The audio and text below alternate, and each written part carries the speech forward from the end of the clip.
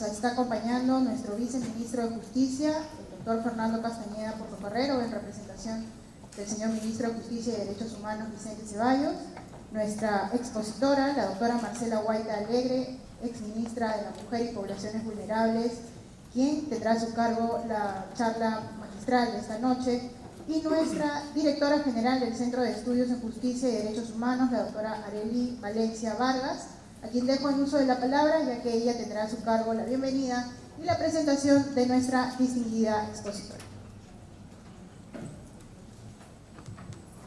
Doctor Fernando Castañeda Portocarrero, viceministro de Justicia, doctora Marcela Guaita Alegre, expositora invitada, señores funcionarios del Ministerio de Justicia y Derechos Humanos, autoridades de las diferentes instituciones del Estado, representantes de organizaciones de la sociedad civil, señoras y señores. Tengan ustedes muy buenas noches. En mi calidad de directora del Centro de Estudios en Justicia y Derechos Humanos, órgano de capacitación y formación académica del Ministerio de Justicia, les damos la más cordial bienvenida a la tercera charla magistral del ciclo de conferencias denominado Martes Patriótico. Este ciclo de conferencias se inserta dentro de las celebraciones por el mes patrio y las actividades continuas que realiza el Ministerio de Justicia y Derechos Humanos en el marco del bicentenario de la independencia del Perú. La selección de ponencias a cargo de expositores destacados tiene por objeto ofrecer a la audiencia una perspectiva histórica y estructural sobre los principales desafíos sociales, políticos y culturales que venimos afrontando en el contexto actual para consolidarnos como una sociedad democrática y de máximo respeto a los derechos humanos de todos y todas. La charla magistral del día de hoy se titula Género e Igualdad de Oportunidades, Avances y Desafíos rumbo al Bicentenario, a cargo de la doctora Marcela Guaita Alegre. La doctora Marcela Guaita es abogada, investigadora, docente y consultora internacional, experta en temas de género, derechos humanos y políticas públicas. La doctora Guaita ocupó el cargo de ministra de la Mujer y Poblaciones Vulnerables entre 2015 y 2016. Ha trabajado para instituciones como Proética, la Adjuntía de la Mujer de la Defensoría del Pueblo, entre otros. Como investigadora, ha conducido estudios en temas sobre violencia doméstica, derechos políticos de la mujer, derecho a la salud, derechos reproductivos, así como sobre las principales barreras legales para la mujer en la región latinoamericana, habiéndose difundido su trabajo a través de varias publicaciones del Instituto Latinoamericano de Naciones Unidas para la Prevención del Delito y Tratamiento de la Delincuencia y la NUT, así como el Washington College of Law y la American University, entre otros. La doctora Guaita es una ponente de lujo para el tema que buscamos abordar en la sección de hoy, debido a su trayectoria de marcado compromiso por los derechos de las mujeres, adolescentes y niñas desde la academia y la función pública. Para el Centro de Estudios en Justicia y Derechos Humanos es importante que una de las charlas de este ciclo de conferencias esté dedicada específicamente a analizar cómo estamos avanzando como país en temas de derechos e igualdad, tomando como eje evaluativo el enfoque de género. Particularmente a la luz de la recientemente aprobada Política Nacional de Igualdad de Género, que salió publicada en abril de este año. En esta política se describe la situación de las mujeres en nuestro país como un problema público de discriminación estructural. Este es un problema que tiene raíces y causas múltiples, que van desde la asignación de roles, social de roles, así como la continuidad de patrones culturales y prácticas institucionales que posicionan a las mujeres en intersección con la etnia, orientación sexual, estatus socioeconómico, entre otros, en una posición de desventaja o subordinación social frente a los hombres. En este contexto de discriminación estructural, conforme indica la Política Nacional de Igualdad de Género, se manifiesta a su vez en violaciones directas a los derechos de la mujer, adolescente y niñas, siendo las afectaciones más palpables las referidas a la violencia de género, explotación sexual, hostigamiento, trata de personas, afectaciones a la salud reproductiva, vulneraciones al derecho de las mujeres a participar en espacios públicos y políticos, y vulneraciones de sus derechos económicos y sociales, incluyendo el acceso a la educación y acceso a oportunidades laborales. La Política Nacional de Género también nos ofrece una mirada prospectiva hacia el futuro, estableciendo metas de cambio para reducir la violencia estructural contra la mujer con miras al bicentenario y el cumplimiento de la Agenda 2030 del Desarrollo Sostenible.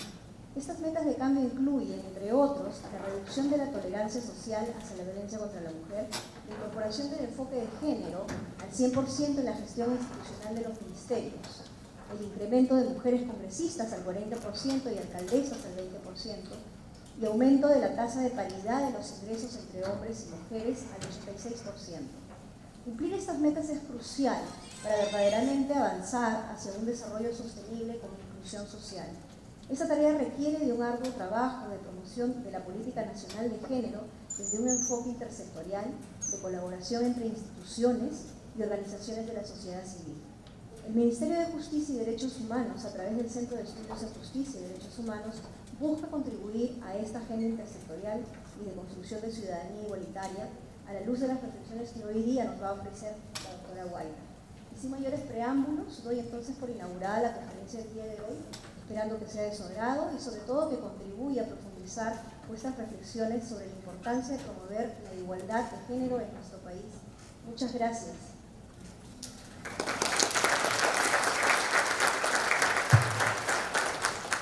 Buenas noches. Para mí es una oportunidad que agradezco estar acá, acompañada del viceministro de Justicia, el doctor Fernando Castañeda, de la doctora Arely Valencia, directora general del Centro de Estudios en Justicia y Derechos Humanos, de funcionarios y sobre todo de las personas interesadas que han venido a escuchar esta charla sobre género e igualdad de oportunidades, avances y desafíos rumbo al Bicentenario. Cuando hablamos del Bicentenario, parece que estamos hablando de un tiempo lejano, pero resulta que el Bicentenario ya va a estar en 2 años con nosotros. Eso quiere decir que hemos transitado 200 años de república, y en esos 200 años el Perú ha tenido transformaciones. El día de hoy yo voy a revisar algunas de estas transformaciones y, como no, voy a compartir con ustedes algunos temas que considero urgentes que están siendo trabajados, pero que creo que todos y todas tenemos que contribuir para que efectivamente al Bicentenario las mujeres y hombres del Perú tengamos una mayor posibilidad de igualdad de oportunidades. Esta exposición la quiero comenzar con un pensamiento de una mujer del siglo XIX, Flora Tristán, quien estuvo en el Perú y comparó nuestra sociedad con otras de todo el mundo y que reflexionaba diciendo: el nivel de civilización al que han llegado diversas sociedades humanas está en proporción a la independencia de que gozan las mujeres. Creo que este pensamiento del siglo XIX continúa estando vigente en nuestro país, que es amplio y diverso. Y pensando en ese país y pensando en los hombres y las mujeres de nuestro país, voy a hablar de 3 ámbitos. Y estando en la casa del Ministerio de Justicia y Derechos Humanos, quiero referirme a estos ámbitos también como ámbitos en donde las mujeres conquistamos nuestros derechos, y esos derechos tienen que estar en igualdad de oportunidades que los varones.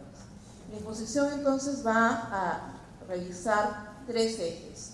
El primero, el de la autonomía política en la posibilidad de toma de decisiones. El segundo, en relación con la autonomía económica y nuestra participación en el mundo público y privado. Y el tercer ámbito va a ser la autonomía física, en el cual me voy a referir al derecho a vivir libres de violencia y a los derechos sexuales y reproductivos. En el primer ámbito, en el de la autonomía en la toma de decisiones, voy a revisar 3 puntos: el derecho al voto, la participación política y la participación en cargos de toma de decisión. La autonomía política y la toma de decisión es un derecho sumamente importante, y vamos a ver en este recorrido histórico cómo ese es un derecho que las mujeres hemos conquistado, pero que todavía necesitamos seguir en esta lucha para poder participar en igualdad de condiciones en nuestro país. Esta autonomía entonces se refiere a la presencia de las mujeres en los distintos niveles de los poderes del Estado y a las medidas orientadas a promover su participación plena y en igualdad de condiciones.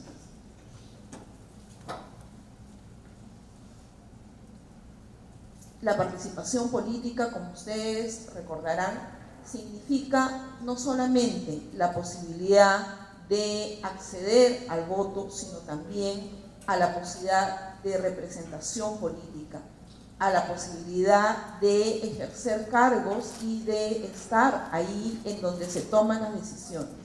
Por eso necesitamos participar en el Estado, tanto en el nivel local, regional como nacional. Esto vamos a ver cómo no se ha estado dando en las condiciones de igualdad que la Constitución y el marco normativo está auspiciando, y hay decisiones detrás de ello que están impidiendo que participemos en igualdad de condiciones.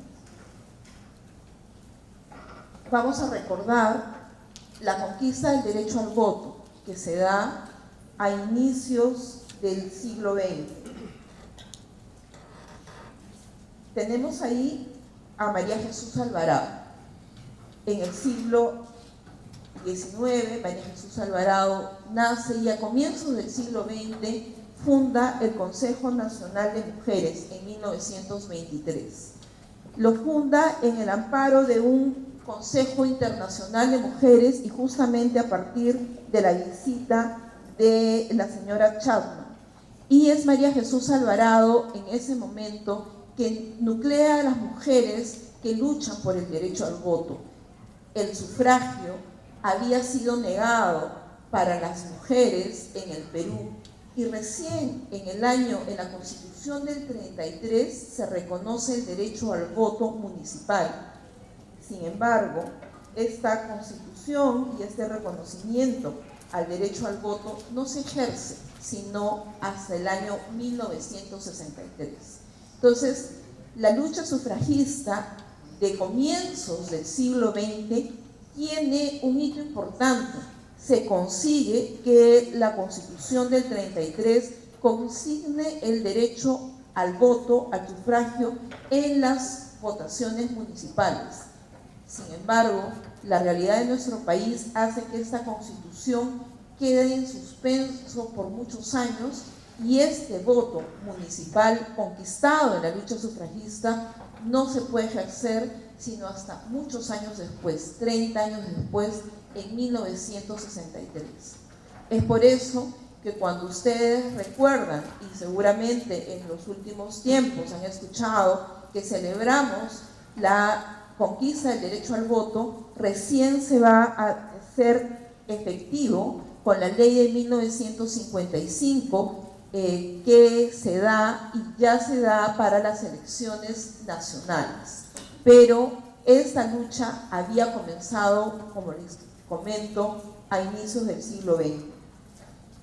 La Constitución, entonces, de 1933 consignaba este derecho al voto municipal. La ley del 55 considera el derecho al voto nacional y esto se mantiene en la Constitución de 1979, que tiene además la característica muy importante de la universalización al voto porque incorpora a las personas analfabetas. Hasta antes la Constitución del 79, en el Perú solo podían votar las personas que sabían leer y escribir. ¿Y por qué es un hito para las mujeres? Porque la gran mayoría de personas analfabetas en nuestro país eran mujeres.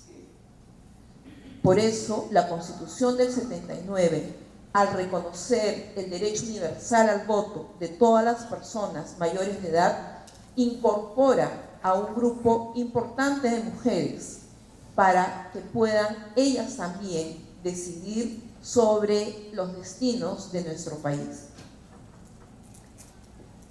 Estas mujeres que sabemos y quienes hemos recorrido las diferentes regiones, las diferentes provincias de nuestro país, sabemos que hay mujeres y hombres que no necesitan ir a la escuela para ser líderes. Mujeres y hombres que no necesitan ir a la escuela para saber comprometerse con nuestro país.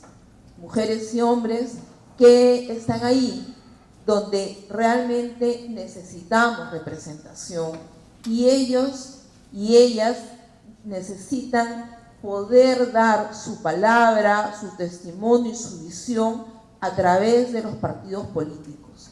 Y luego voy a retomar este punto. Las pioneras en la participación política, algunas de ellas, por ejemplo, en la década del 50, Matilde Pérez Palacio fue diputada, una de las primeras mujeres que logra tener una representación política profesional, había estudiado educación y derecho, y la primera alcaldesa, una década más tarde, Anita Fernandini. Ambas, si ustedes observan, son mujeres que comienzan a participar en política, y esto a través de entrevistas podemos verlo, cuando ya están a mediana edad. Y esto es una constante entre varias diputadas y senadoras de la década del 50, del 60, porque pueden participar en política una vez que han terminado o ya no tienen la demanda de hijos pequeños.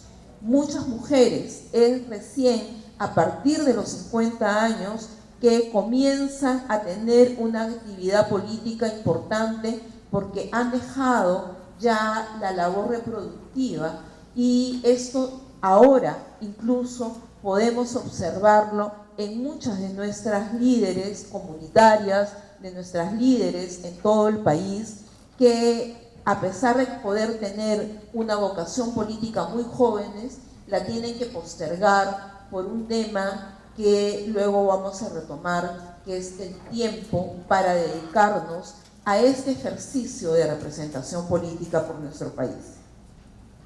Luego de esa participación, en la década de los 90, ustedes también recordarán que hay una serie de discusiones porque hasta ese momento la representación política solamente era de un 10% para las mujeres. Y por eso, en el marco ya de las conferencias internacionales como la de Beijing, en el Perú, un grupo de mujeres en el Congreso de diferentes bancadas políticas que llegan a ir a la conferencia de Beijing en el 95, regresan al Perú con dos acuerdos. El primero es el establecer una cuota que permita una mayor participación política de las mujeres. El segundo acuerdo, que efectivamente también se cumple, es que se debe crear una entidad que efectivamente vele por estos intereses, y se crea en el año 96 el Ministerio de la Mujer.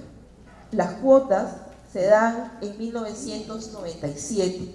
Se crean primero por un 25% y luego de algunos años esto se eleva al 30%. La idea en ese momento es posibilitar que mujeres que tenían militancia en los partidos pudiesen tener esta representación política. Pero ¿qué es lo que pasa con las cuotas en nuestro país? Los partidos políticos lamentablemente aceptan la ley, pero no aceptan el principio de representación política.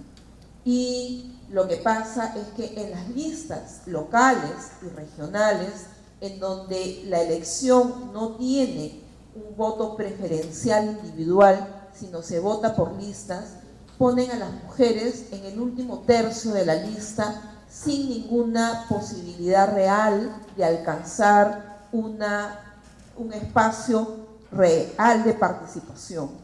Es por ello que en el Perú se cumple la ley, pero no se cumple con el mandato efectivo de posibilitar la representación política, y tenemos una realidad en donde estamos por debajo de muchos países de la región. Si queremos hacer un comparativo, vamos a ver ahí, y acá hay una línea de tiempo en relación con la representación política. El año 56 el Parlamento tenía un 4% de mujeres en la representación política.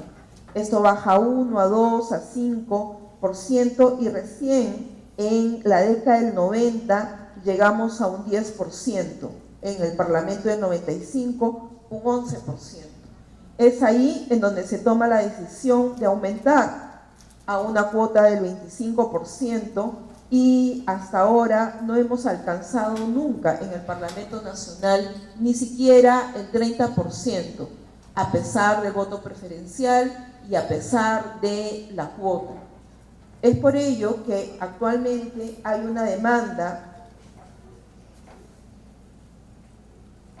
para que, en primer lugar, haya alternancia. ¿Esto quiere decir? Quiere decir que en las listas que se propongan vayan de manera alternada un hombre, una mujer, o una mujer, un hombre, así hasta terminar la lista. ¿Qué sentido tiene? Pues en primer lugar, para que no vuelva a ocurrir que a las mujeres nos ponen en el último tercio de la lista.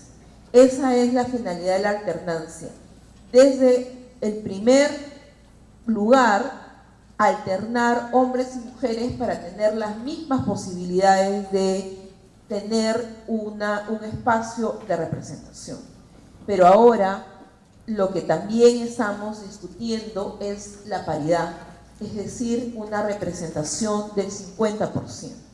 Y esto tiene que ver con varios elementos que se han tomado en cuenta. Uno primero es que nosotros, las mujeres, somos el 50% de la población en el Perú, pero también se han tomado en cuenta las listas de militantes en los partidos políticos. Y resulta que las listas de militantes en los partidos políticos inscritos tiene a más del 50% de mujeres militantes. Entonces, la pregunta que siempre se nos hace cuando decimos paridad es decir, es que las mujeres no quieren asumir representación política, pero las mujeres sí están inscritas en los partidos políticos. Vamos a ver cómo los partidos políticos están canalizando a esta voluntad, a esta militancia, para que efectivamente puedan acceder a espacios de representación. En el Perú, el Jurado Nacional de Elecciones, desde hace varios años, ha propuesto, a través de la normativa correspondiente, ambos mecanismos, la paridad y la alternancia.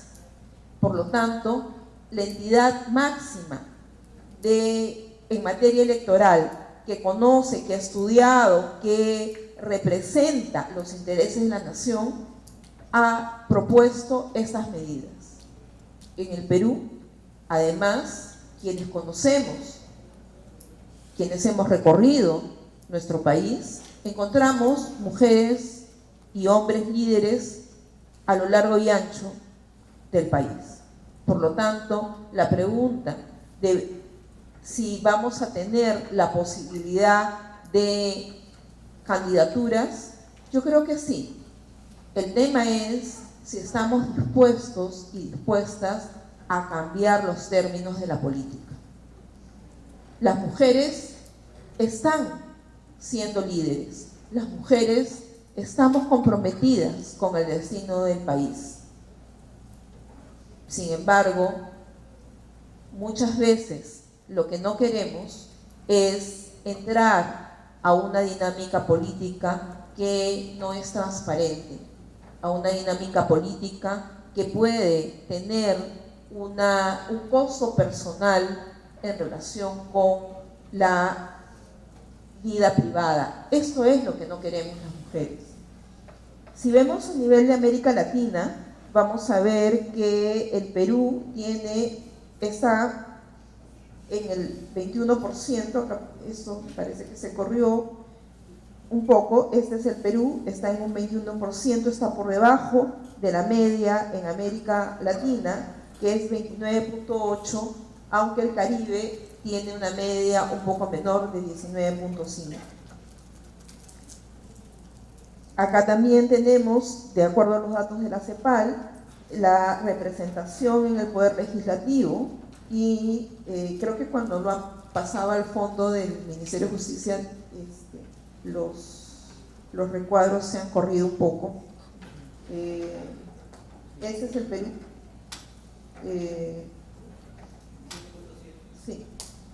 Entonces, vemos que hay países que tienen mayor representación política. Y la vez pasada yo estaba haciendo una reflexión en torno a ello. Hemos visto el derecho al voto, pero no les he recordado que el Perú fue el penúltimo país en la región que reconoció el derecho al voto a la mujer en el año 55. Después de nosotros, Paraguay. Hoy en día tenemos a varios países en la región que ya tienen los mandatos de alternancia y paridad. Ojalá que para el bicentenario no estemos también en el último lugar de la lista, reconociendo lo que por derecho nos corresponde. En nuestra región, Bolivia, Costa Rica, Ecuador, República Dominicana, Venezuela ya tienen alternancia, y Costa Rica, Bolivia, Ecuador, México, Nicaragua y Honduras tienen paridad. Entonces, esperamos, y las ministras de la mujer de diferentes épocas, de diferentes tiendas políticas, nos hemos reunido para manifestar nuestro compromiso para una reforma política urgente que reconozca la alternancia y la paridad para la participación política efectiva de las mujeres. En relación con este tema, vamos también a revisar cómo estamos las mujeres en otros espacios de participación. Y acá, por ejemplo, tenemos, a partir de datos de Servir, que las mujeres tenemos una gran presencia en el sector público, especialmente en algunas profesiones que son de extensión del cuidado, como por ejemplo en las ramas de educación y salud. Mujeres enfermeras y mujeres profesoras hay muchísimas en el sector público. Sin embargo, solo 3 de cada 10 están en cargos de directivo. Y si vemos, por ejemplo, la organización sindical en educación, vamos a reparar que son pocas mujeres las que representan, a pesar de que hay una gran mayoría de mujeres en sus bases. Las mujeres en el sector público en promedio ganan menos del 15%, una brecha del 15% por debajo de los hombres. Aunque en el sector privado esta brecha va a crecer hasta un 35%. Y vamos a tener algunas informaciones adicionales. Por ejemplo, yo he manifestado que la participación política de las mujeres como autoridades ha crecido a partir de la cuota como representantes al Congreso, y no alcanzamos, nunca hemos alcanzado el 30%. A nivel regional y local, la cuota no permite una mayor representación porque ponen a las mujeres en el último tercio de la lista. Y cuando vamos a representación unipersonal, que es alcaldías, entonces ahí las mujeres casi desaparecemos. Actualmente no hay ninguna mujer como presidenta regional, y fíjense ustedes, estos datos de la década del 80, entre el 83 y 86 hubo un 2% de mujeres alcaldesas, y actualmente tenemos un 2.8%, es decir, no ha variado. Entonces, cuanto más reducido es la posibilidad de elegir entre un hombre y una mujer, los grupos políticos, y aquí sin distinción ninguna, van a reducir la posibilidad de elegir a las mujeres en estos cargos de representación. Creemos que es importante que haya este ejercicio a través de una experiencia política previa en las regidurías, en las concejalías, en el Congreso, para que puedan efectivamente asumir un cargo de gobierno. En el caso de la comparación en América Latina, y nuevamente no han podido poner los círculos donde correspondían, vamos a ver que el Perú es uno de los países que a nivel de la región tiene una representación mínima como alcaldes o finalmente autoridades locales, mujeres.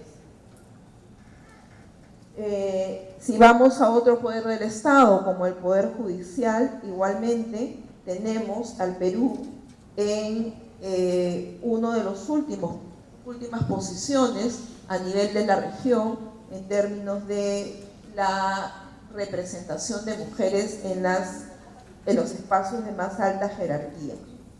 Y en el Poder Ejecutivo, fíjense, hasta el 2017 estábamos en un porcentaje que promediaba al 27%, menos del 30%, pero ahora, por la decisión política, se tiene efectivamente un gabinete paritario. Un gabinete paritario, entonces, que en el Ejecutivo eleva la representación de mujeres al 50%.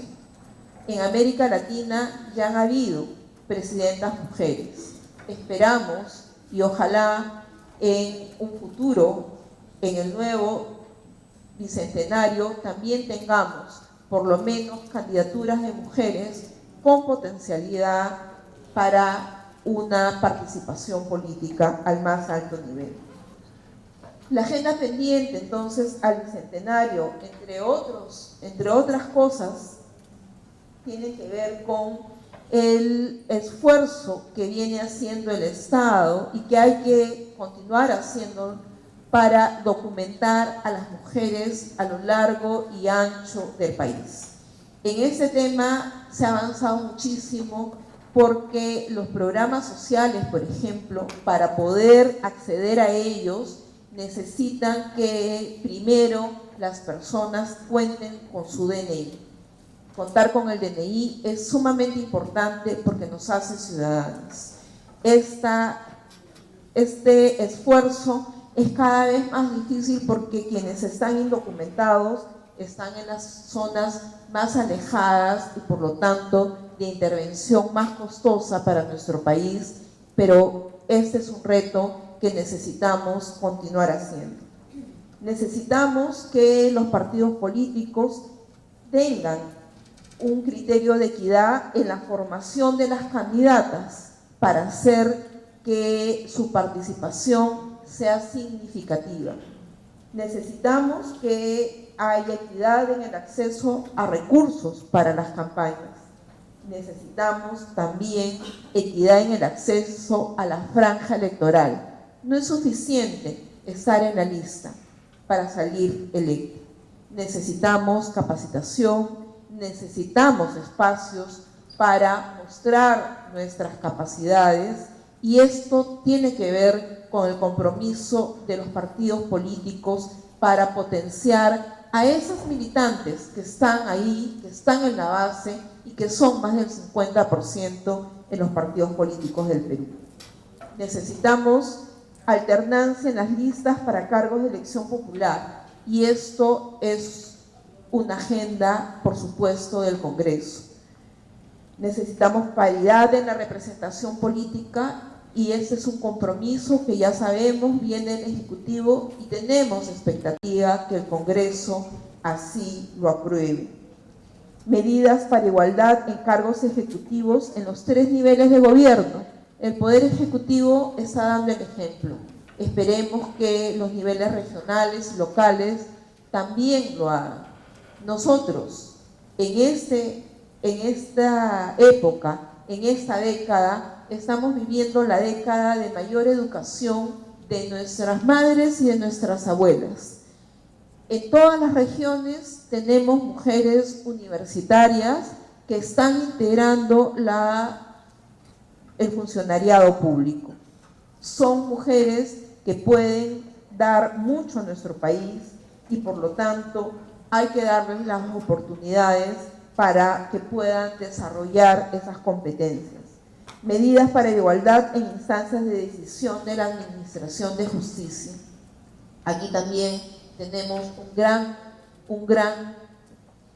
una gran tarea, porque hay mujeres en un largo número en los escalones más bajos del Poder Judicial, y se van reduciendo cuando comenzamos a ver los jueces especializados, cuando vamos a las Cortes, y por supuesto cuando llegamos a la Corte Suprema, ya esta mayoría de mujeres se reduce de una manera bastante drástica.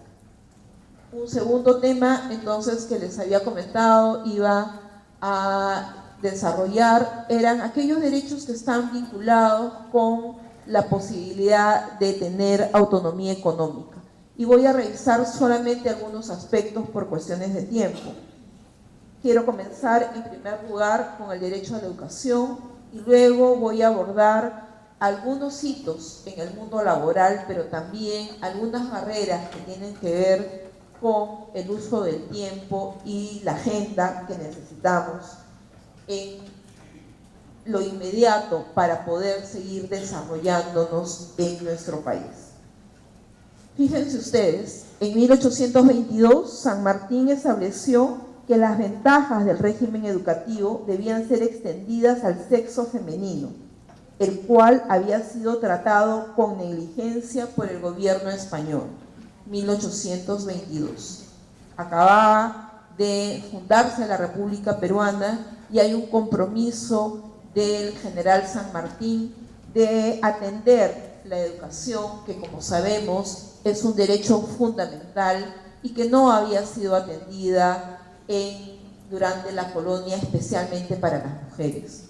En 1825, Bolívar establece el primer colegio de educandas en el Cusco y a continuación el Gioneceo de Lima.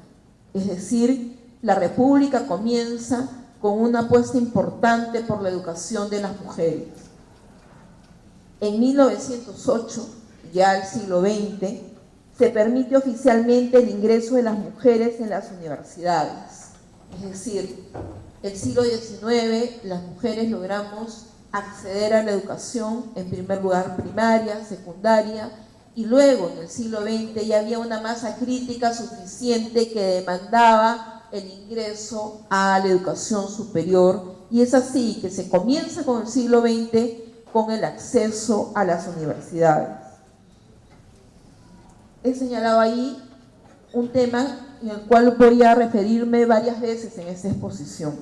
En 2010, creo que hay un hito, muchos años después, siglo XXI, en donde se habla de fomentar la reinserción escolar por embarazo.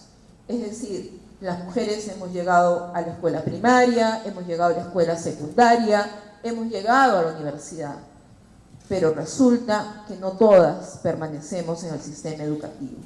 Hay algo que a las mujeres nos expulsa del sistema educativo. En la promesa de la educación de San Martín, hoy día, según datos del INEI, tenemos esta representación de las mujeres que son analfabetas en nuestro país. Este es el dato del número de años cursados en la representación de mujeres y hombres. Fíjense ustedes, Cajamarca. El número no es la representación de analfabetas, sino más bien el número de años cursados por mujeres y hombres. En Cajamarca, el 7.8, el promedio de años estudiados es de 7.8 frente a 11 años de estudio en Lima. Es decir, tenemos entre nosotras mismas, entre las mujeres peruanas, diferencias en lo que alcanzamos como promedio. En el Lima podemos estudiar hasta 11 años de educación primaria y secundaria. En Cajamarca el promedio no llega a 8 años, mientras que la diferencia respecto a los hombres es bastante menor. en relación con los hombres, el promedio es el más bajo, también corresponde a Cajamarca, es de 8.5, pero luego ya en todas las regiones se va a los 10 años y termina en 11.5. Acá en este lado las mujeres estamos entre 8 y 9 años y recién acá, casi en la parte superior, llegamos a tener 10 años de estudios a nivel de nuestras regiones.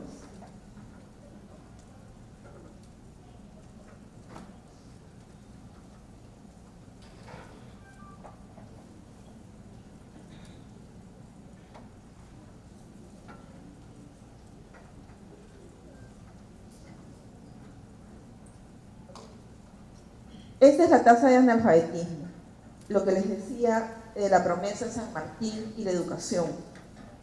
En el Perú hemos sido exitosos y eso es un trabajo de muchísimos años, de muchísimos gobiernos, de ir erradicando el analfabetismo. Fíjense ustedes, hoy en día, según los datos del INEI, las mujeres entre 15 y 19 años, solamente un 0.9%, al igual que los hombres, todavía son analfabetos. En nuestro país, lamentablemente, todavía tenemos analfabetos, pero entre los jóvenes son los menos, son aquellos que están en los lugares más alejados. Y esto es un reto muy difícil y que tenemos que continuar como Estado en llegar a ellos y ojalá para el bicentenario tengamos 0 de analfabetismo. Pero miren ustedes cómo es la brecha cuando llegamos ya a mujeres mayores de 50, la brecha entre el analfabetismo de mujeres y de varones. Este es un trabajo del Estado. La reducción de esta brecha, la reducción del analfabetismo es un tema del cual nos tenemos que felicitar porque casi estamos cumpliendo a 200 años de nuestra independencia con erradicar el analfabetismo.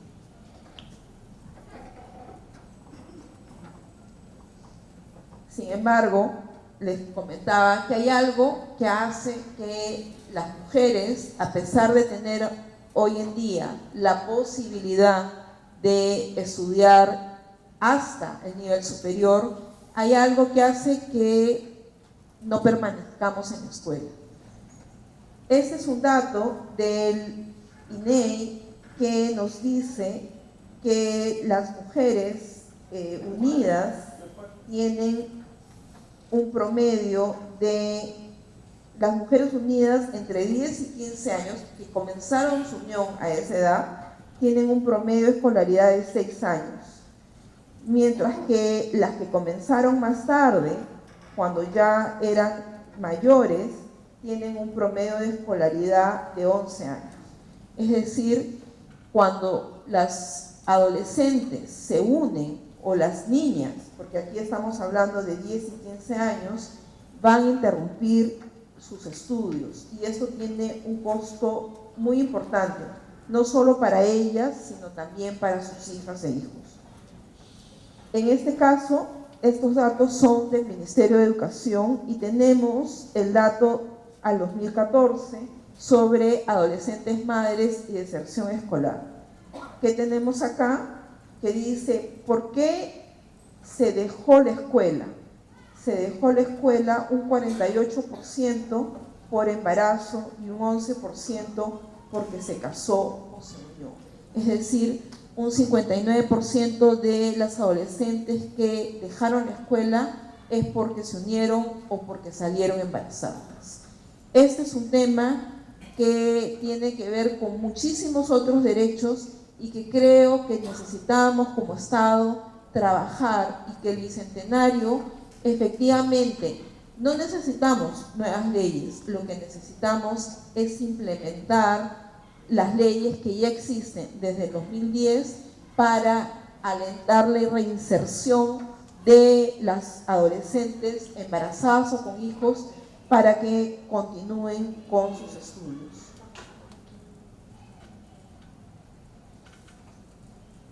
al Bicentenario, entonces, en ese aspecto, yo diría que necesitamos, ojalá, llegar con una erradicación efectiva de analfabetismo y con la permanencia de las adolescentes embarazadas o madres, porque ellas son el futuro y sus hijos y sus hijas también van a sufrir las consecuencias de esta no escolaridad. En el mundo laboral, ¿cómo estamos las mujeres en el Perú?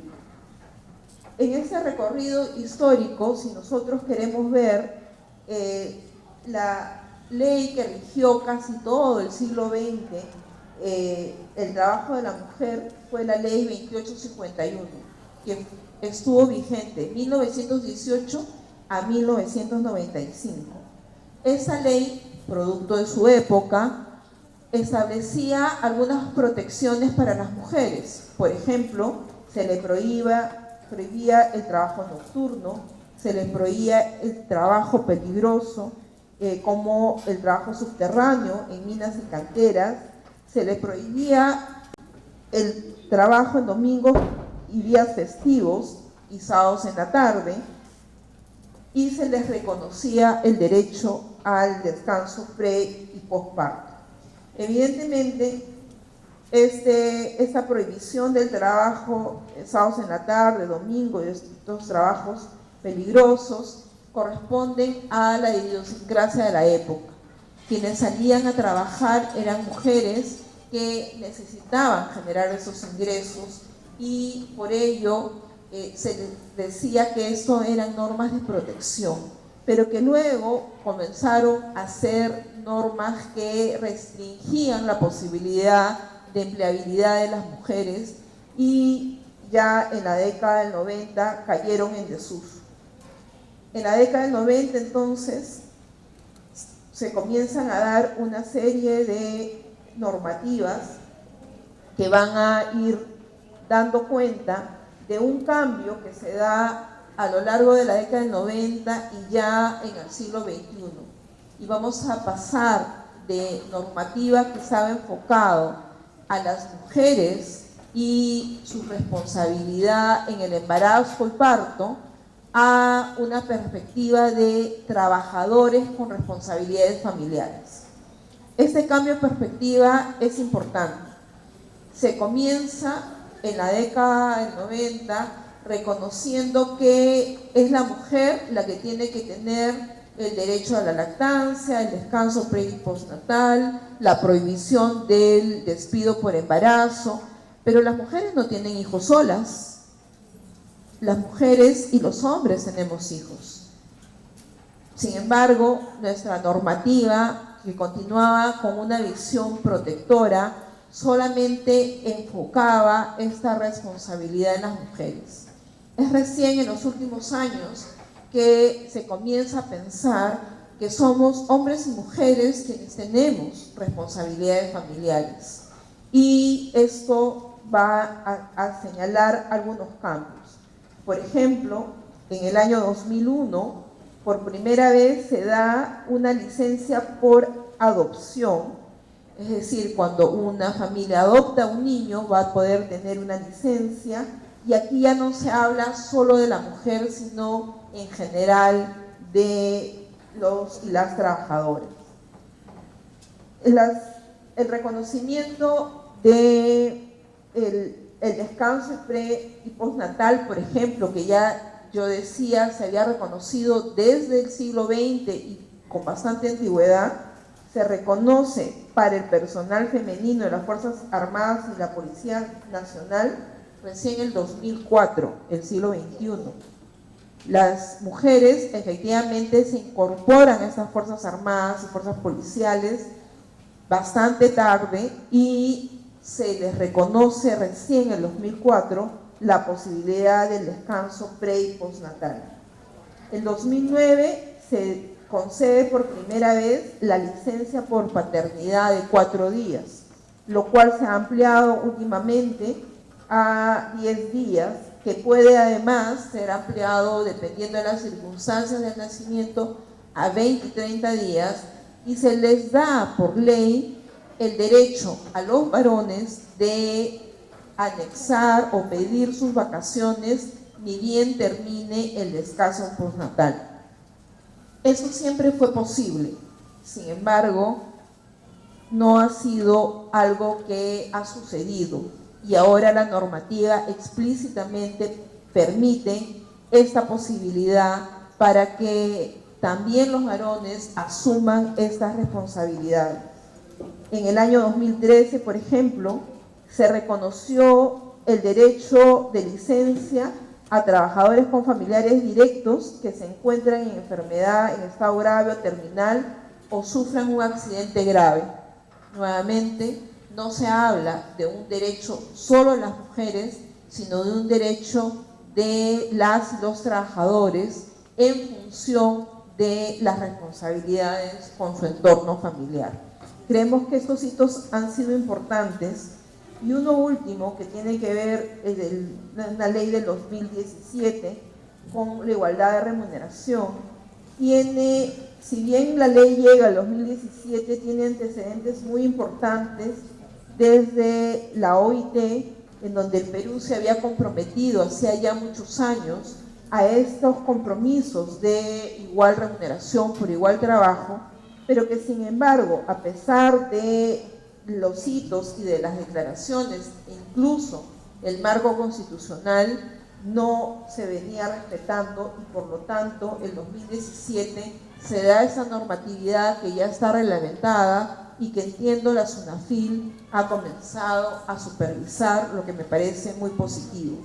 Sin embargo, la realidad nos dice que a pesar de que los puestos de trabajo se tengan una descripción igualitaria, en la realidad la remuneración que percibimos las mujeres cuando tenemos hijos disminuye, cosa que no pasa o que pasa a la inversa con los varones que tienen hijos. Fíjense ustedes, según el Informe Mundial sobre Salarios en el 2018, las mujeres ganan 21.2% menos que los hombres en términos generales, pero las mujeres con hijos tienen un 12% menos que las mujeres sin hijos. Es decir, la maternidad nos pasa la factura. No es un tema de que en el trabajo que estamos nos bajan el sueldo, es un tema que por tener hijos no podemos asumir responsabilidades en puestos de mayor remuneración. Las mujeres solteras pueden hacerlo, pero cuando tienen hijos van a tener que estar en horarios flexibles, estar en otros espacios laborales y por lo tanto su remuneración baja. Una mujer con hijo va a tener 12% en promedio menos de ingresos que las mujeres sin hijos. Las mujeres en general ganamos 21.2% menos que los hombres. Pero a diferencia de nosotras, los hombres solteros ganan menos que los hombres con hijos. Los hombres con hijos ganan 5% más que los hombres solteros.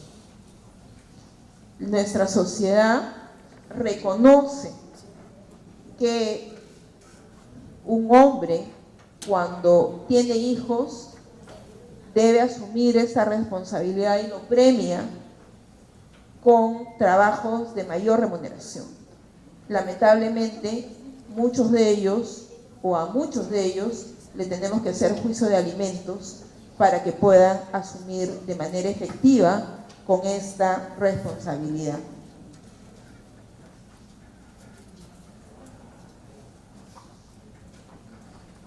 Y esto tiene que ver con esta división del trabajo y el uso del tiempo, que significa la posibilidad de atender esa dimensión que es el ámbito familiar, el ámbito doméstico.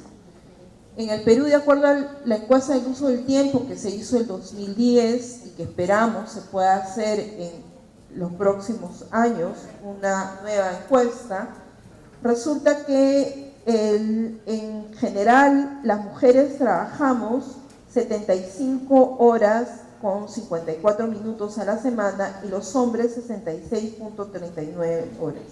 Es decir, las mujeres trabajamos 9 horas, 15 minutos más que los hombres en promedio.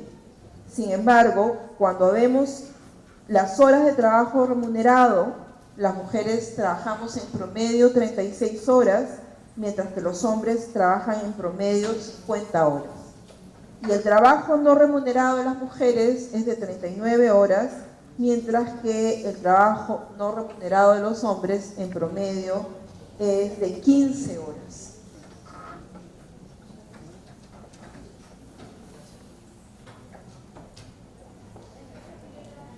Cuando acá miramos de una manera un poco más en detalle, acá no se nota la leyenda, pero yo les voy a comentar que las mujeres cuando no tenemos carga familiar, vamos a trabajar menos horas que cuando tenemos carga familiar.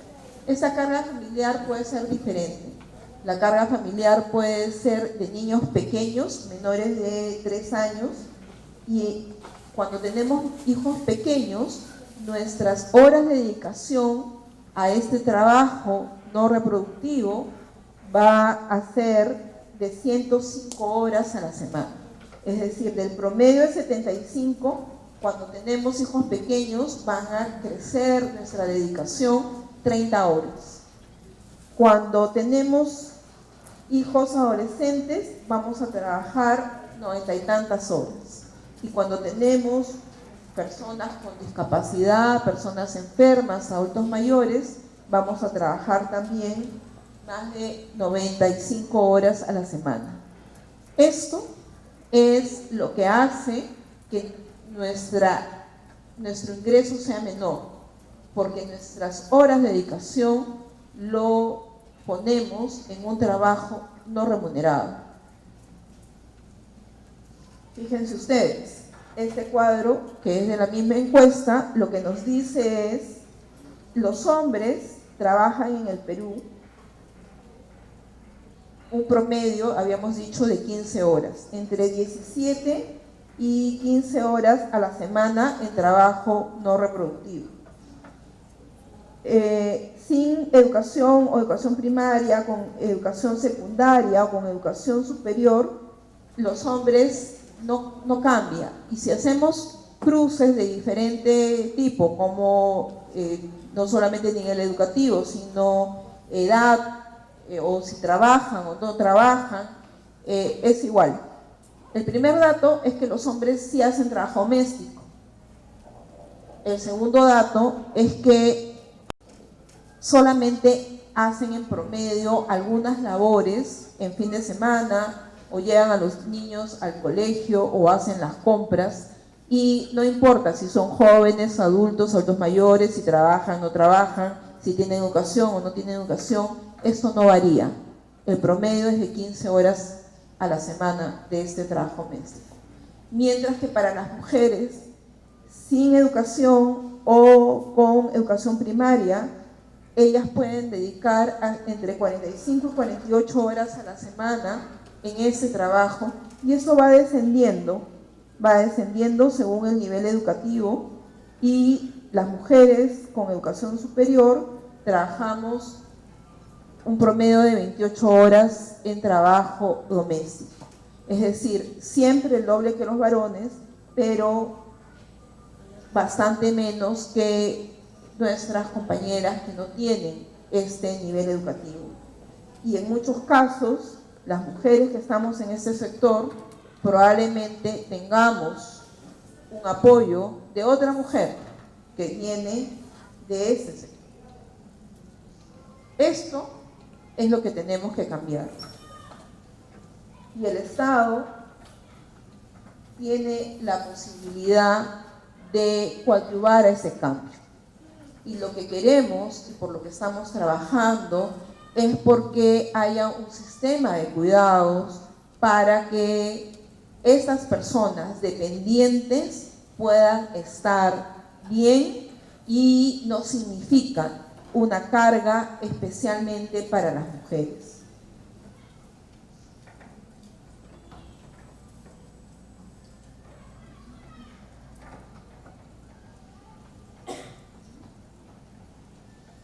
hay una inversión social importante del Estado en diversos programas sociales. Programas sociales que tienen que ver con el cuidado infantil, que tienen que ver con el cuidado de personas adultas mayores, que tienen que ver con el cuidado de personas con discapacidad. En el 2014 se hizo una investigación comparativa sobre los diferentes programas de cuidado que tenía América Latina y cómo el Perú estaba respecto de estos programas de cuidado. Ese estudio, hecho por Eliana Villar, nos dice, por ejemplo, que en materia de cuidado de niños, Uruguay tiene un programa que tenía las mejores condiciones. Brasil tenía el programa con mejores condiciones para el cuidado de personas adultas mayores. Las licencias por paternidad y maternidad, Brasil y Chile tenían las mejores condiciones. Y el acceso a asistencia sanitaria, nuevamente Uruguay. Perú está acá y estaba con esos programas, pero en rumbo a una mejora que creemos que se tiene que seguir profundizando. Por eso pensamos que parte de la agenda pendiente al Bicentenario es mejorar esta articulación de los programas sociales. Los diferentes programas como CUNAMAS, como las guarderías, los PRONEI, los CEDIF, los SEAM, Pensión 65, Pensión por Discapacidad Severa, necesitan articularse mejor. Es decir, CUNAMAS atiende a niños en una edad que no coincide con el momento en donde ya hay, por ejemplo, guarderías para niños a partir de determinada edad, de los 3 años. Y hay una brecha ahí que creemos se puede resolver.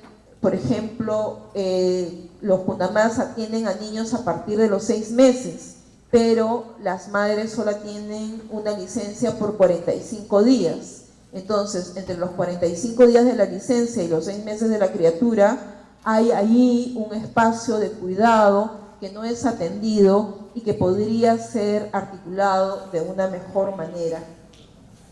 Necesitamos hacer efectiva ya la normativa que se ha dado en relación a la protección a la maternidad, a la paternidad, a la igualdad de trato, pero también necesitamos promover la flexibilización de horarios laborales. Hay una gran brecha para trabajar en todo lo que es el teletrabajo, que no tiene que estar enfocado a mujeres, sino más bien estar enfocado para que los hombres también puedan tener jornadas flexibles y así compatibilizar sus responsabilidades familiares.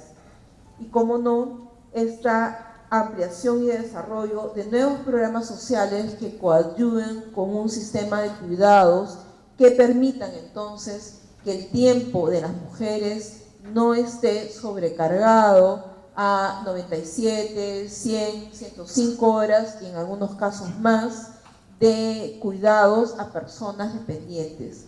Esta es una responsabilidad conjunta de hombres y mujeres y el Estado puede ampliar esta colaboración para una mejor inserción de las mujeres en el ámbito laboral.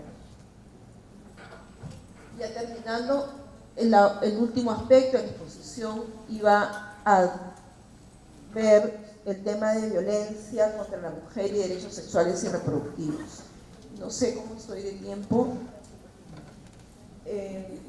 La violencia contra la mujer se da desde mucho tiempo atrás, se tienen datos anecdóticos, sin embargo,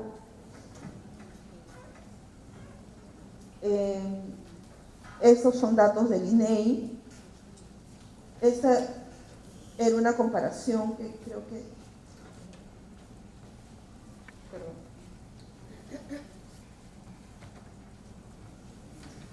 Tenemos primero una comparación del el año 2000, el dato de violencia contra la mujer del INEI era de 41.2, de prevalencia de violencia física contra la mujer por rehenes, y para el 2017 2017 se tiene un promedio de 31.2, no sé si se nota en el cuadro. Bajan 10 puntos porcentuales en este siglo, básicamente. Aún es alta, pero la primera idea es que esta prevalencia física de violencia ha disminuido, no tanto como se quisiera, pero ha sido una tendencia constante la disminución. Cuando miramos las cifras de feminicidios, de acuerdo al Observatorio del Ministerio Público, también vamos a ver que, de acuerdo a estos datos, tenemos un alto número de feminicidios y, sin embargo, hay también una tendencia a un número que se va reduciendo. Alto en términos de que la vida de cualquier mujer es una vida preciosa que se pierde, y en general los feminicidios se dan en mujeres que están en edad reproductiva y que en muchos casos dejan hijos pequeños.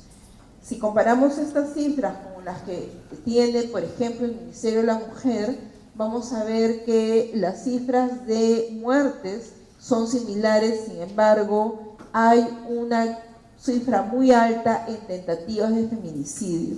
Este es un tema muy complejo, pero que ha sido abordado cada vez de una manera de mayor preocupación, y se ha dado muchísima normativa al respecto, y ahora lo que necesitamos es implementar esa normativa.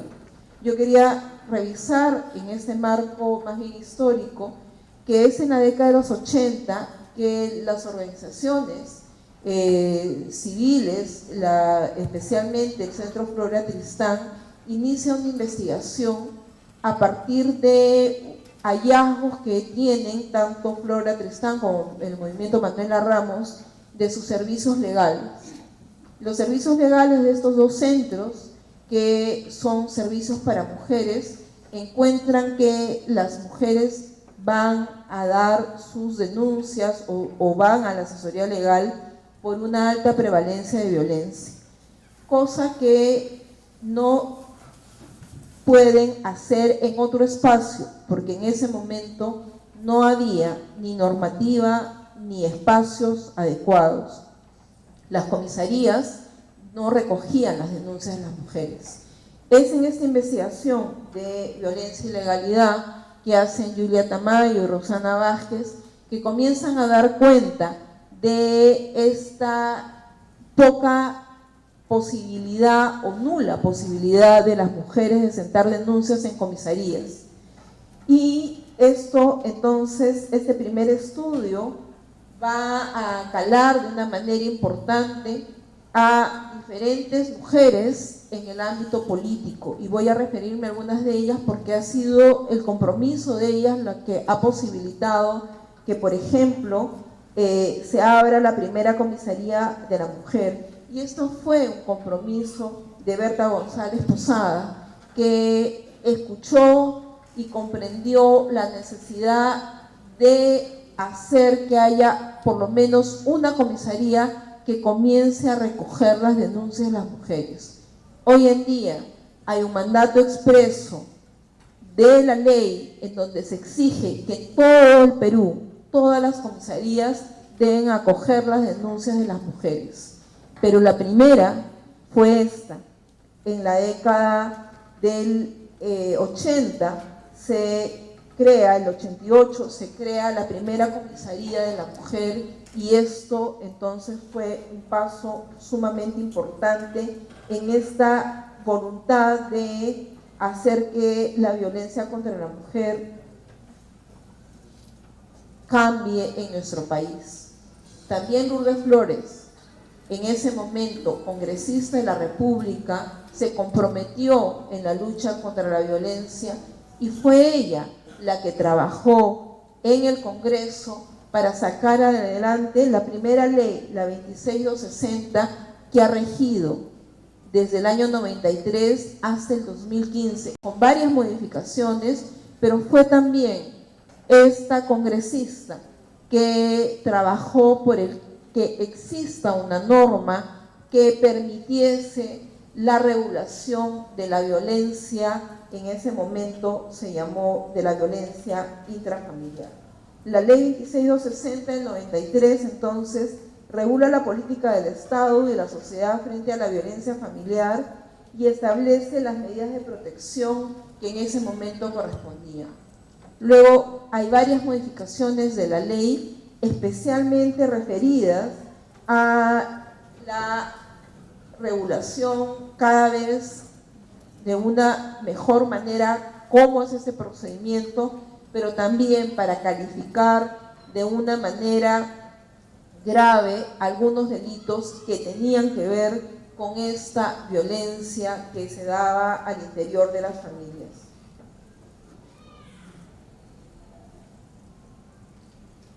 En el año 2000 comienza un hito importante a nivel nacional. Se comienzan a tener estadísticas sobre violencia contra la mujer, sobre la violencia en la relación de pareja, y esto es lo que nos permite entonces saber si hay una disminución o un aumento. Hace poco les decía que la tendencia es a la disminución en relación con la violencia física.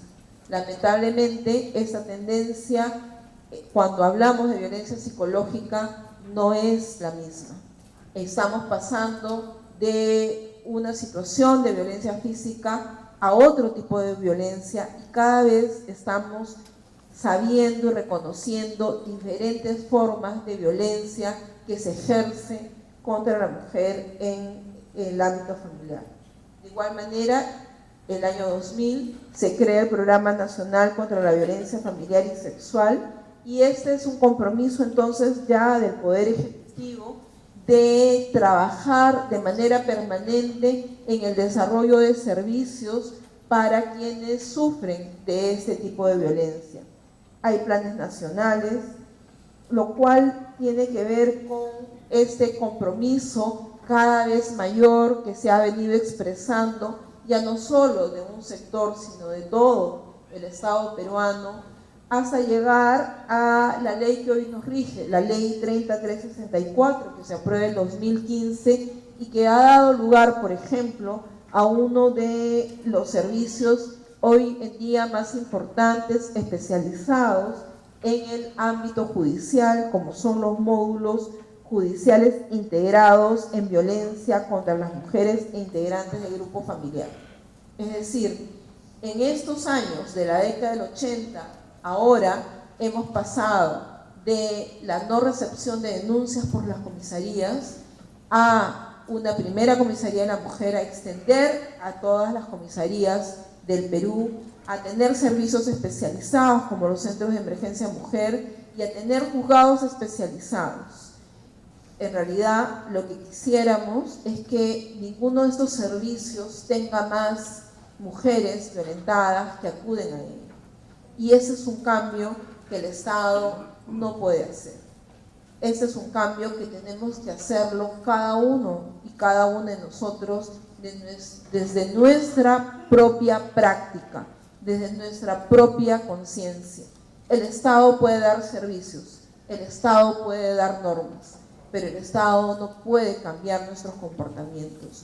Somos nosotros los que tenemos que cambiar, y esto es un compromiso que tenemos que asumir de manera personal. Hoy en día, la violencia de género la hemos comenzado a denominar de diferentes maneras. Hemos comenzado a darle nombres a violencias que antes no tenían nombre. Y además, cada vez más exigimos una penalización. Fíjense ustedes que hoy en día tenemos además de la violencia que ya reconocemos en la relación de pareja, tenemos el feminicidio, término que antes no se conocía y que es un delito que está en el Código Penal. Tenemos también en el Código Penal sanciones frente a la violación sexual, a la trata de personas, al acoso sexual laboral y educativo, al acoso sexual callejero. También tenemos una normatividad. Y esto es importante porque quiere decir que estamos reconociendo diversas manifestaciones de violencia que antes no tenían nombre. Sin embargo, hay algunas manifestaciones de violencia que todavía están pendientes de ese reconocimiento y de ese compromiso para erradicarlas. Uno de ellos es el acoso político. La violencia que se ejerce contra esas mujeres que justamente participan en el ámbito político es una violencia real. En la reunión en la que yo les comentaba que las mujeres de las ministras de diferentes grupos políticos estuvimos, escuché el testimonio de varias de ellas, militantes de partidos, que reconocían la dificultad que vivieron desde sus grupos políticos para permanecer militando y acceder a cargos de representación. Finalmente lo hicieron, pero ¿cuántas otras mujeres se quedan en el camino por una situación de acoso político? Otro ámbito que en otros países ya está también regulado es la violencia obstétrica. El momento de dar a luz para las mujeres es un momento muy difícil. El evento del parto es un evento de alta vulnerabilidad y de alto riesgo. Y es en ese momento justamente que lamentablemente las mujeres vivimos muchas situaciones de violencia en manos de funcionarios, funcionarias, servidores del ámbito de la salud. La violencia obstétrica está reconocida, por ejemplo, en una normativa argentina y nos parece importante resaltar esto porque es algo que nos afecta y nos deja huella en un momento crítico de nuestra vida personal, que tiene que ver con este último tema, los derechos sexuales y reproductivos. En el Perú han habido diversos hitos en relación con ello, yo solo voy a referirme a algunos. Por ejemplo, en materia de aborto, el Código de 1863 sancionaba el aborto en general, pero consideraba como atenuantes el aborto por móvil de honor y el aborto consentido por una mujer. El Código de 1924 reconoce, sanciona el aborto, pero reconoce como posible el aborto terapéutico para salvar la vida de la madre o cuando hay graves riesgos de su salud. El Código del 91, de igual manera, incluye como figuras atenuantes el aborto sentimental y el aborto eugenésico. El año 97 se da la Ley General de Salud, que está ahora vigente, y aquí voy a hacer referencia a un tema que hemos trabajado por varios años con el Ministerio de Justicia, que tiene que ver con las técnicas de reproducción asistida y el otro lado de la posibilidad de ser madre. El aborto es cuando se quiere interrumpir el embarazo, y las técnicas de reproducción asistida tienen que ver cuando se quiere tener una descendencia y cómo esto puede facilitarse con los instrumentos que nos da la ciencia actualmente. El año 2001, otro hito importante al cual me quería referir es la incorporación de la anticoncepción oral de emergencia en nuestro marco normativo, que recién ahora, este año, se va a poder distribuir por una resolución judicial de manera gratuita en los servicios públicos de salud. Y el año 2014, después de 90 años del Código del 24, que ya reconocía el aborto terapéutico, recién se protocoliza. Y yo quería darles acá algunos datos sobre la violencia sexual, y estos datos los estoy recogiendo del Ministerio de la Mujer, del portal estadístico, y estos datos nos dicen que hay 6.468 casos de violencia sexual, de los cuales el 99% cuando han sido en relación de pareja, la víctima ha sido mujer. Cuando hay una violencia en el ámbito familiar, violencia sexual, estoy hablando, también el 91% de víctimas son mujeres. Y cuando no hay una relación ni de pareja ni una relación familiar, el 94% son mujeres. Es decir, en el Perú somos las mujeres las que sufrimos violencia sexual. Lamentablemente, el 74.5% de las víctimas agredidas tienen como máximo nivel educativo secundario, incompleta. El 30% de víctimas fueron agredidas por desconocidos. Es decir, el 70% las agredió un conocido. El 66% de las víctimas agredidas se encuentran entre los 0 y 17 años. 66% de las víctimas de violencia sexual son menores de edad.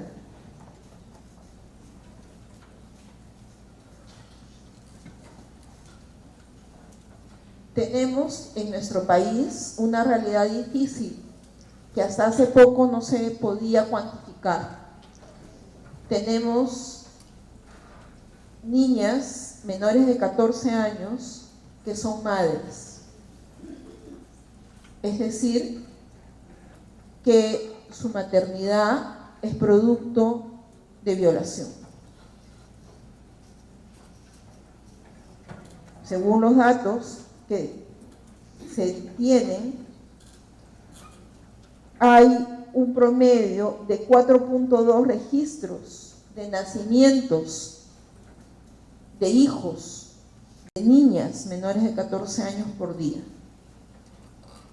Estoy hablando de nacidos inscritos en el registro. No estoy hablando de embarazos. Eso es violencia. Esas son niñas. Y hay 4 nacimientos registrados por día en nuestro país. De hijos de niñas menores de 14 años.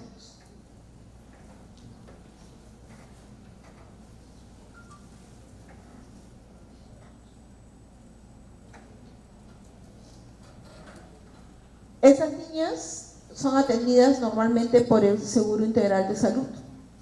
Fíjense ustedes, del 2011 al 2017, menores de 15 años han sido atendidas en sus partos 14.000 niñas, menores de 15. Esta es la realidad de nuestro país. Entre 15 y 17 años, es decir, adolescentes, el CIS ha atendido a 165.488 adolescentes. Y hablo del CIS porque resulta que en nuestro país las Fuerzas Armadas y policiales no cubren el embarazo ni atenciones gineco-obstétricas a las hijas embarazadas, y además las desafilian del plan por matrimonio o por unión de hecho. Es decir, a las adolescentes unidas de hecho o con matrimonio se les desafilia el plan de los padres. Si salen embarazadas, también se les desafilia. Salvo que en el caso de las fuerzas policiales, este hecho fuese producto de una violación. El salud también, en el seguro potestativo, no cubre la maternidad de menores de edad, hijos de afiliados. Estos son datos de una investigación de UNICEF de este año. Entonces, tenemos que nuestras adolescentes están en una situación de bastante vulnerabilidad. Y el año pasado, nuestro Congreso aprobó una normativa que excepcionalmente habla de la capacidad de ejercicio desde los 14 años para que puedan ser desarrollados quienes ejerciten la paternidad o contraigan matrimonio. Creemos que esto es algo que tiene que cambiarse. la recomendación del Comité por los Derechos del Niño y del Comité CEDAW por los Derechos de la Mujer nos dice que la edad del matrimonio debe ser más bien alentada a que se postergue de los 16 a los 18 años. Y en el Perú estamos más bien adelantándola. Alguien me dijo, pero es la realidad la que se impone. Yo creo que si es esta realidad, hay que cambiarla.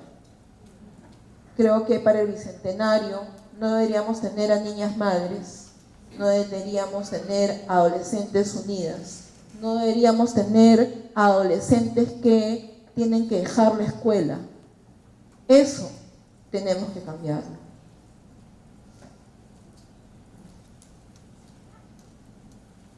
Y en relación con las técnicas de reproducción asistida, que no tienen regulación en el Perú, creo que es una agenda urgente. El Poder Judicial ha manifestado hace poco la Comisión de Acceso a la Justicia de Personas en Condición de Vulnerabilidad, y se recuerda que en casos de maternidad subrogada, el llamado vientre de alquiler, existe una línea jurisprudencial que ha determinado que no está prohibida por la ley. No está prohibida por la ley, pero no está regulado, y esto es altamente peligroso en nuestro país. El Poder Judicial está resolviendo esto a través del interés superior de la infancia. Sin embargo, las mujeres, tanto las que queremos ser madres como las que están dando esta posibilidad de la maternidad subrogada, estamos en una alta vulnerabilidad que yo creo que es un tema que hay que regular y que es una agenda pendiente al Bicentenario. En mi opinión, es importante seguir discutiendo la despenalización del aborto por violación, la implementación efectiva y distribución gratuita de la OE, la disminución de adolescentes en unión, embarazadas y madres, y la regulación de las técnicas de reproducción asistida. Quiero terminar mi exposición de hoy día con un pensamiento, en realidad un poema de otra mujer política, esa vez del siglo XX, de Marta Portal, que dice: un día seré libre presiento, con una gran sonrisa a flor de corazón, con una gran sonrisa como no tengo hoy. Muchas gracias.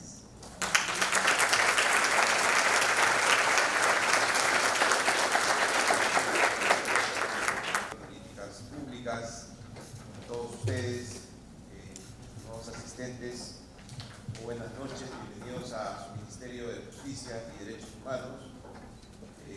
Yo quería agradecer a la expositora, primero por aceptar la participación en estos martes patrióticos, brillantemente organizados por la dirección del Centro de Estudios, y además por la brillante exposición que ha tenido acerca de toda la evolución y todas las dificultades, brechas, obstáculos de diversa naturaleza que tienen que superar constantemente las mujeres en nuestro país. Realmente constituye todo un reto para el Estado en su conjunto el poder superar estas brechas, eliminarlas progresivamente, extinguirlas en realidad en todos los casos con las justificaciones que se han dado. Yo obviamente no voy a repetir la brillante exposición de la expositora, de la invitada. Solamente quería, en nombre del Ministerio de Justicia, resaltar algunas ideas que están obviamente conectadas con algunos de los aspectos que se han mencionado. Últimamente hemos estado discutiendo ya hace un buen tiempo, en realidad, ya este 28 de julio se cumple un año desde la presentación del señor Presidente de la República los proyectos de reforma del sistema de justicia, en donde lo que se trata es de poder impulsar los cambios en toda la reforma del sistema. Y en los últimos semanas estamos presenciando la discusión sobre la reforma política y en ambos reformas, pilares de nuestra democracia, existen aspectos conectados justamente con la superación de estos obstáculos históricos a los que ha hecho mención nuestra expositora. Como sabemos, hoy para promover la participación política de las mujeres tenemos una cuota de género, 30% en las listas.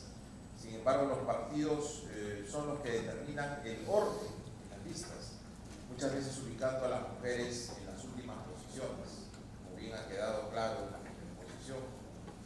Si bien esta regulación a la cual se ha hecho explicación ha evolucionado en nuestro país, por ejemplo, desde 1997 se implementó la cuota de género y un porcentaje obligatorio de las mujeres en las listas de candidaturas al Congreso. Inicialmente de 25% en el año 2000, 30% en el año 2002, luego se extendió a las listas regionales y municipales y desde el 2004 a las del Parlamento andino. Debemos además decir, en relación a esta materia, que incluir a las mujeres en las listas no garantiza su acceso a los cargos de elección popular. ¿Por qué? Porque el simple y sencillo, el partido define el orden, lo que deriva muchas veces en que las mujeres son ubicadas en los últimos lugares, reduciendo sus posibilidades de ser elegidas. El gobierno, encabezado por el señor presidente, cree en la paridad y en la alternancia.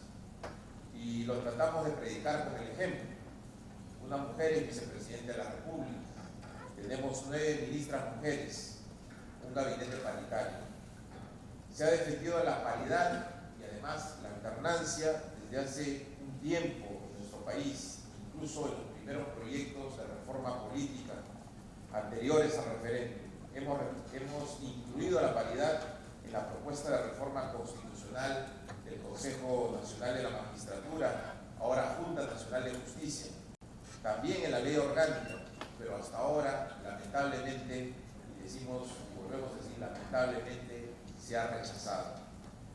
Esperamos y seguiremos haciendo esfuerzos desde el Poder Ejecutivo, esperamos desde el Estado en su conjunto y como bien se ha mencionado la expositora, desde las organizaciones sociales, los ciudadanos y ciudadanas en general, que esta situación se revierta prontamente. Y es que las mujeres no tienen las mismas oportunidades que los hombres para participar en política. Son más del 50% del padrón electoral. Escuchen, más del 50% del padrón electoral. Pero esto no se refleja en las autoridades elegidas. Este tipo de medidas que se están tratando de implementar progresivamente tratan justamente de equiparar estas condiciones. No se tiene el mismo número de autoridades en puestos de dirección, donde no aplica la cuota, es casi inexistente. Como bien se ha dicho, no hay ninguna gobernadora regional, pocas alcaldesas, 3.6% en lo provincial, 5% en lo distrital, y con la cuota tenemos 36 congresistas, pero pocas consejeras y regidoras. Por ello, es obvio que es necesario reforzar la presencia de las mujeres en el cargo de elección popular. Esto, sin duda alguna, y lo hemos venido diciendo en diferentes foros, no implica obligar a las mujeres, como algunos alegan y creen. Las mujeres sí participan en política. Según cifras del Jurado Nacional de Elecciones, al 2018, el 48% de las afiliaciones a organizaciones políticas son de mujeres, pero solo el 30% ostentan cargos directivos. Y en ningún partido son mayoría de mujeres como autoridades internas. Por ello, desde el Ministerio de Justicia y el Poder Ejecutivo venimos insistiendo en las políticas digamos, inclusivas en relación justamente a la exposición de nuestra invitada. Es que destacamos todas estas propuestas que la expositora nos ha compartido el día de hoy en relación a aspectos claves del tema de género y el tema de políticas públicas en relación al género. Esta exposición que ha hecho nuestra invitada sobre la autonomía en la toma de decisiones, la autonomía económica y la autonomía autonomía física, sin duda alguna, son aspectos indispensables de toda política pública moderna. Los problemas que se han mencionado como retos para el bicentenario, como la indocumentación, la alternancia en las listas para cargos de elección popular, la paridad en la representación política, la igualdad en instancias de decisión de la Administración de Justicia, es un tema también clave y no hace falta ser adivino para darse cuenta de ello. Simplemente vean ustedes en la página web, por ejemplo, del sistema de justicia, cuando hay el día del juez, empezando porque es el día del juez, es el día del juez y la jueza, es el día del juez. Ustedes podrán ver en las fotos de algunas cortes superiores, sin mencionar alguna en especial, donde hay un gran número de hombres y significativo breves, digamos, un número muy pequeño de juezas superiores que conforman parte de los comités ejecutivos distritales o los consejos superiores en las cortes superiores, lo cual obviamente es un dato importante a tener en cuenta y a revertir dentro del sistema de justicia. Además, tenemos retos, como bien se ha señalado, en temas de educación, en trabajos, en salarios, en la división del trabajo, en la implementación de la ley 3364 del año 2015 y finalmente en el tema, como bien se ha mencionado, de las técnicas de reproducción asistida. Son muchos los retos, muchos los obstáculos que hay que superar, pero no obstante, tengan la certeza de que desde el Ministerio de Justicia ponemos a disposición, como lo venimos haciendo, pero sin duda con la ayuda de todos ustedes y de los expertos y expertas, como nuestra invitada, ponemos a disposición nuestras direcciones, como por ejemplo a normativa, justamente la encargada de mejorar el marco normativo, de perfeccionarlo, de llenar aquellas lagunas, como bien se ha señalado en la exposición, o en la de transparencia, acceso a la información pública y protección de datos, que tenemos toda una estructura para justamente acceder a información que pueda posibilitar el ejercicio de los derechos constitucionales y fundamentales de las mujeres, o la defensa pública, como bien se ha mencionado en diversos pasajes de la exposición, en donde se requiere efectivamente la presencia de la defensa pública, entre otras direcciones que ponemos a disposición de todos ustedes para efectos de poder justamente eliminar estas brechas y estos obstáculos que padecen cotidianamente las mujeres en nuestro país, siendo la mayoría de la población nacional. Con ello yo quería dar clausurado este martes patriótico, el segundo organizado por el Ministerio de Justicia y Derechos Humanos. Agradecer a la expositora por su presentación absolutamente completa, organizada y precisa, y a todos ustedes por el interés de poder contribuir con su presencia y su participación en un tema de especial trascendencia para nuestro país. A todos ustedes, muy buenas noches y muchas gracias.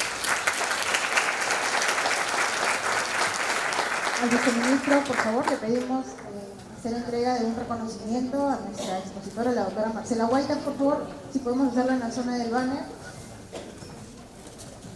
Y reiterar a todos su agradecimiento también por su participación. Este reconocimiento es a nombre del Ministerio de Justicia y Derechos Humanos. Nos permite resaltar la trayectoria profesional y académica de nuestra expositora, así como valorar la promoción que hace de los derechos de las mujeres y su aporte a la gestión pública.